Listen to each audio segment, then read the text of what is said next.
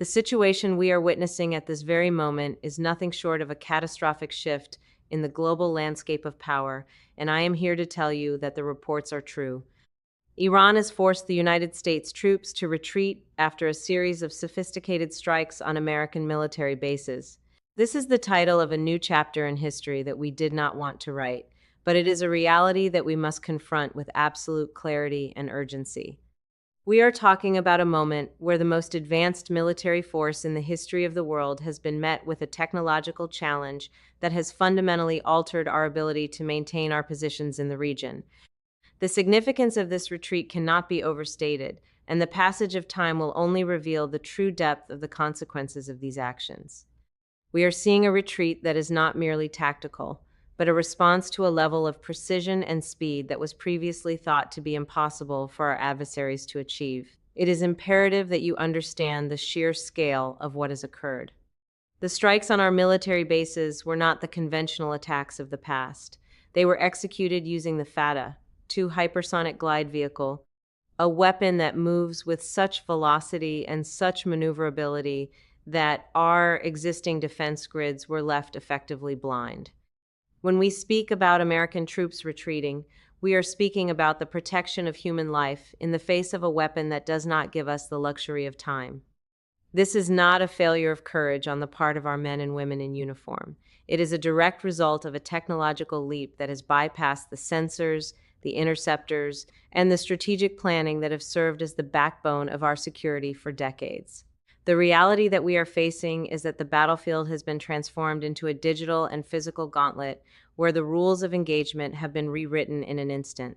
But it gets even more disturbing when we look at how this was allowed to happen.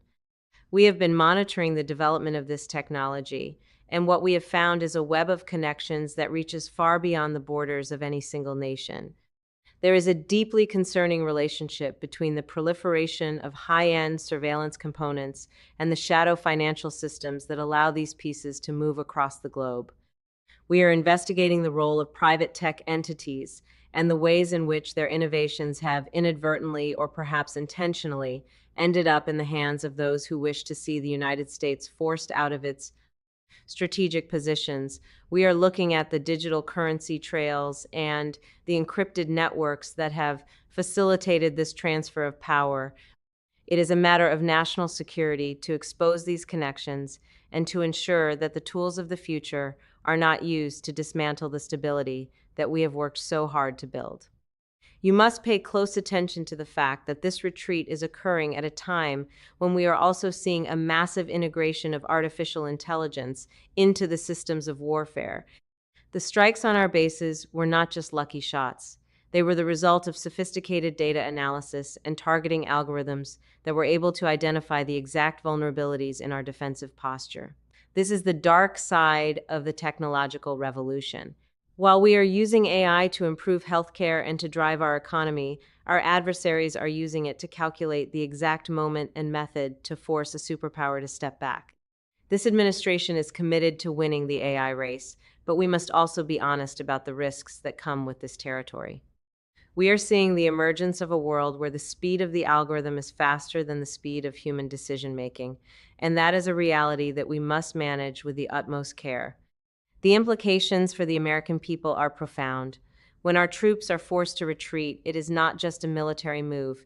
It is a sign that the global order is under extreme pressure.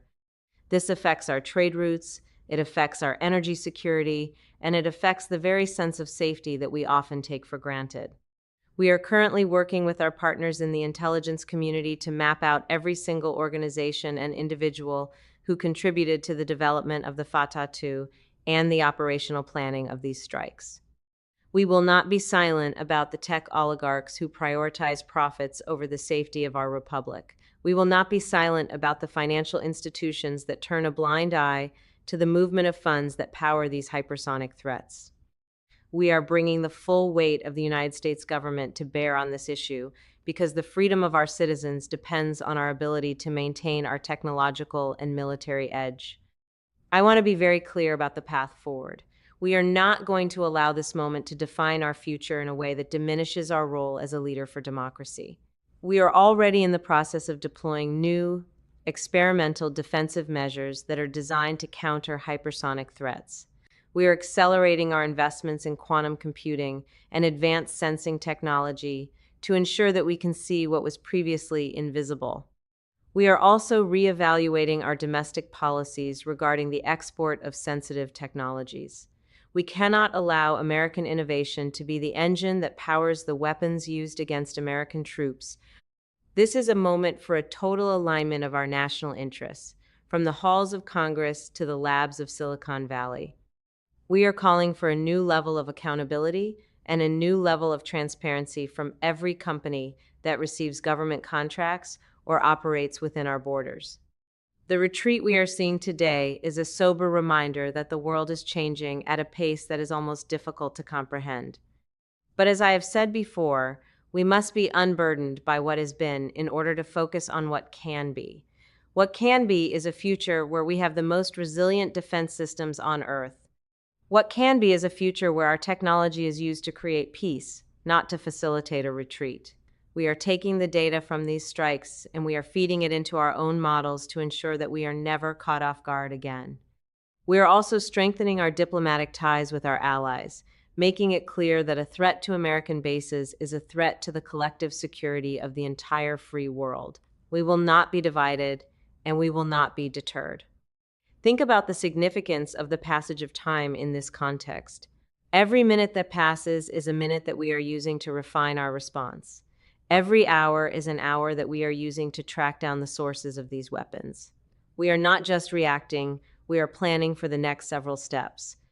The retreat of our forces is a temporary measure to ensure that we can regroup and respond with a level of force and precision that will make it clear that the United States will not be pushed around. We are working to ensure that our troops have the tools they need to defend themselves against any threat, no matter how fast it is moving or how complex its flight path may be. We are committed to the safety of our service members above all else.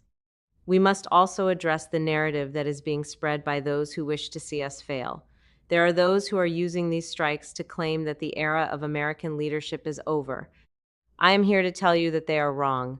A leader is not someone who never faces a challenge. A leader is someone who faces a challenge and rises to meet it with even greater strength. This administration is not going to back down. We are going to double down on our commitment to our values and to our security. We are going to make it clear that while we seek peace, we are fully prepared for conflict if it is forced upon us. The retreat from these bases is a moment of reflection, but it is also a moment of preparation. As we move forward, I want you to stay focused on the facts. The fact is that the Fatah, too, is a dangerous weapon. The fact is that our troops were placed in an impossible position and made the correct choice to protect their lives. And the fact is that we are doing everything in our power to neutralize this threat. We are looking at the legislative context of our defense spending and making sure that every dollar is going toward the technologies that actually matter in this new era. We do not need more of the same. We need a radical shift in how we think about national security. We need to be as agile as the missiles we are trying to stop. The world is watching us, and we are going to show them the true meaning of American resilience. We are going to show them that we can adapt, that we can innovate, and that we can overcome. This is not just about a retreat. This is about the beginning of a new era of American strength. We will continue to provide the public with the information they need to understand the gravity of this situation. We will not hide the truth, but we will also not let the truth paralyze us. We are a nation of builders and innovators, and we are going to build a future that is secure for everyone. Thank you for your attention to this critical matter, and know that we are working every single day to ensure that the United States remains a beacon of freedom and a powerhouse of progress in an increasingly complex world. We will not fail in this mission. We will not falter. We will stand strong, and we will prevail.